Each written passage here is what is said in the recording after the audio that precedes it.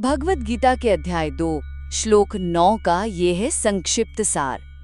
अच्छा, तो ये श्लोक कुरुक्षेत्र युद्ध भूमि के एक बहुत ही खास पल की बात करता है। संजय, जिनके पास दिव्य दृष्टि थी ना, वो अंधे राजा धृतराष्ट्र को बता रहे हैं कि कैसे महान योद्धा अर्जुन अपनी सारी बातें कहने के बाद एकदम चुप हो जाते हैं। और जानते हैं, बस इसी चुप्पी के बाद भगवान कृष्ण का वो गहरा उपदेश शुरू होता है। तो इस श्लोक से क्या खास बातें निकलती हैं? पहला, अर्जुन का फैसला और उनका मौन। देखिए, अपनी सारी दलीलें, अपनी सारी उलझनें रखने के बाद अर्जुन एकदम साफ साफ कह देते हैं, मैं युद्ध नहीं करूंगा। और फिर पूरी तरह खामोश। संस्कृत में कहते हैं तूष्णीम बभूवः ह।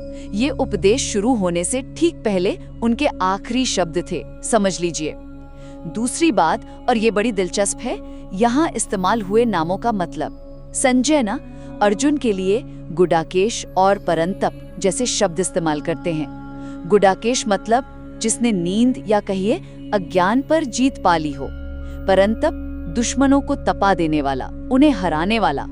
और कृष्ण के लिए ऋषिकेश यानी इंद्रियों के स्वामी। अब सोचिए जरा, जो अर्जुन नींद और दुश्मनों को जीत सकता है, वो इस वक्त मोह में ऐसा फंसा है कि इंद्रियों के स्वामी के सामने एक तरह से हार मान रहा है। और तीसरी बात, ज्ञान पाने की तैयारी।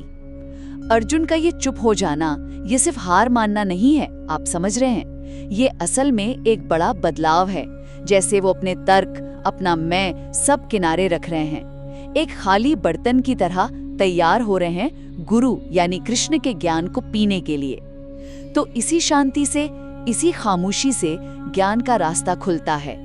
तो बस संक्षेप में कहें तो ये श्लोक अर्जुन के भ्रम के अंत और गीता के उस अनमोल ज्ञान की शुरुआत का एक बहुत ही अहम पड़ाव है।